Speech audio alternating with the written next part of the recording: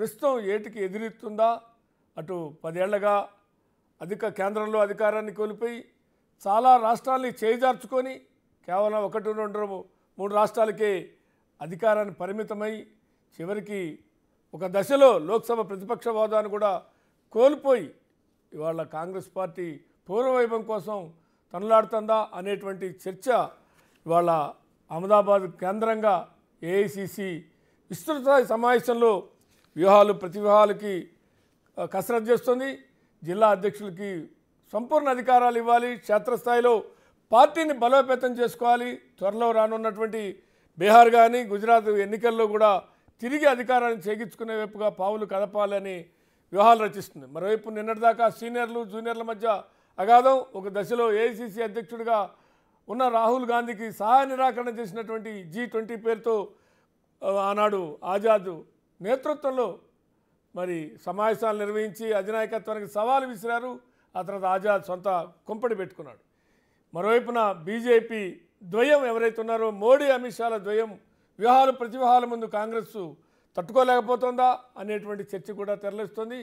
గత సిద్ధాంతాలకి కట్టుబడి ఉండటం ముఖ్యం కాదు, అధికారం దక్కించుకోవడమే ముఖ్యం అనుకొని బీజేపీ ఏదైతే ద్వయం మోడీ అమిత్ షాల ద్వయం వ్యూహాలు రచిస్తూ ఆయా రాష్ట్రాల్లో బీజేపీయేతర ప్రభుత్వాలు ఏర్పడినా వాటిని గద్దె దించి తమ ప్రభుత్వాల్ని గద్దెకెక్కేలా వ్యూహాలు రచిస్తున్నటువంటి తరుణం మహారాష్ట్రలో, కర్ణాటకలో, మధ్యప్రదేశ్లో జరిగిన పరిణామాలే ఇందుకు తార్కాణంగా నిలిచాయి. ఈ నేపథ్యంలో కాంగ్రెస్ వీటన్నిటిని ఎట్లా ఎదుర్కొంటుంది, ఎటువంటి వ్యూహాలతో ముందుకు రాబోతుంది అనేది మన డిబేట్లోకి వెళ్దాం. అందుకన్నా ముందు వివరాలు చూద్దాం. ఓడిన చోటే గెలిచే వ్యూహం, రోడ్ మ్యాప్ రెడీ చేసుకోవటం, ఇది సిడబ్ల్యూసి ఏఐసిసి విస్తృత స్థాయి సమావేశం ఎజెండాలు. ఏప్రిల్ 8, 9 తేదీలు కాంగ్రెస్ భవిష్యత్ రోడ్ మ్యాప్ ను సరైన దారిలో తీసుకెళతాయా లేదా అన్న చర్చలకు కీలకంగా మారుతోంది. లోక్సభ ఎన్నికల్లో మెరుగైన అవుట్కమ్ చూపిన కాంగ్రెస్ ఆ తరువాత రాష్ట్రాల ఎన్నికల్లో తడబడింది. వీటన్నిటి నుంచి బయటపడటం, బీజేపీని ఓడించేలా వ్యూహాలు సెట్ చేసుకోవటం లక్ష్యంగా 84వ జాతీయ సదస్సు అహ్మదాబాద్ లో జరుగుతోంది. 64 ఏళ్ల తరువాత గుజరాత్ లో ఏఐసిసి విస్తృత స్థాయి సమావేశం జరుగుతుండటం పొలిటికల్ గా హాట్ టాపిక్ అయ్యింది. తాజాగా జరిగిన సిడబ్ల్యూసి మీటింగ్ లో పార్టీ భవిష్యత్ ప్రణాళికలు, కీలకమైన జాతీయ విషయాలపై చర్చించారు. రాబోయే ఎన్నికల్లో పాటించాల్సిన వ్యూహాలపైన డిస్కస్ చేశారు. అంతర్గత సమస్యల పరిష్కారం, గ్రౌండ్ లెవెల్ నుంచి పార్టీని పటిష్టం చేయటం, వీటిని కూడా కీలకంగా తీసుకుంటున్నారు. చెప్పాలంటే కాంగ్రెస్ ఇప్పుడు సంధికాలంలో ఉంది. గ్రాండ్ ఓల్డ్ పార్టీ బీజేపీని ఎందుకు ఎదుర్కోలేకపోతోంది? బీజేపీని ఢీకొట్టాలంటే వ్యూహాలు మార్చాలా అన్న చర్చలు కూడా జరుగుతున్నాయి. కొంతమంది కీలక నేతలు కాంగ్రెస్ కు దూరం అవటం కూడా చర్చకొస్తోంది. ఈ మీటింగ్ లో కాంగ్రెస్ అధ్యక్షుడు ఖర్గే, సోనియా గాంధీ, ప్రతిపక్ష నేత రాహుల్ గాంధీ పాల్గొన్నారు. నిజానికి రాహుల్ గాంధీ చేపట్టిన భారత్ జోడో యాత్ర కాంగ్రెస్ కు నయా జోష్ తీసుకొచ్చింది. ఆ తరువాత ఆ జోష్ ను పార్టీకి మైలేజ్ వైపు తీసుకెళ్లలేకపోవటం దిశగా చర్చ జరిగింది. సిడబ్ల్యూసి మీటింగ్ లో బీజేపీపై విరుచుకుపడ్డారు ఖర్గే. జనం సమస్యల నుంచి మళ్లించేందుకు బీజేపీ మత విభజనను సృష్టిస్తోందన్నారు. సర్దార్ వల్లభాయ్ పటేల్ సిద్ధాంతం ఆర్ఎస్ఎస్ భావజాలానికి పూర్తిగా భిన్నంగా ఉందని, స్వాతంత్ర్య ఉద్యమంలో పాత్రలేని వారు ఇప్పుడొచ్చి పటేల్ వారసత్వాన్ని పొందేందుకు ప్రయత్నించటమేంటని ప్రశ్నిస్తోన్న పరిస్థితి. బీజేపీ ఆర్ఎస్ఎస్ కు స్వాతంత్ర్యోద్యమంలో ఎలాంటి పాత్ర లేదంటున్నారు.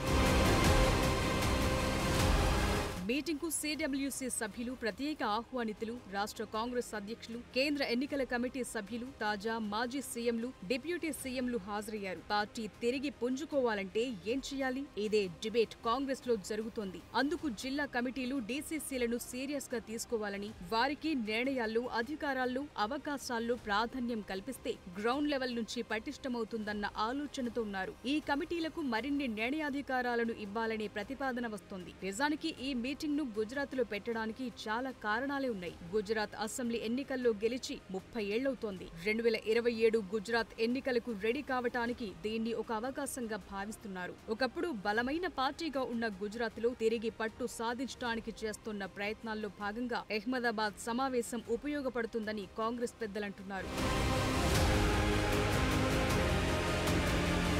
2024 లోక్సభ ఎన్నికల్లో కాంగ్రెస్ రాణించిన ఆ తరువాత జరిగిన మహారాష్ట్ర, హర్యానా, ఢిల్లీ ఎన్నికల్లో వెనుకబడింది. ఈ ఏడాది బీహార్, 2026లో కేరళ, బెంగాల్, అస్సోం, తమిళనాడు, 2027లో గుజరాత్ అసెంబ్లీ ఎన్నికలు జరగనున్నాయి. వీటిలో లీడ్లోకి రావాలంటే చేయాల్సిన పనులు, ప్రణాళికలపై పూర్తి స్థాయిలో ఫోకస్ పెట్టారు.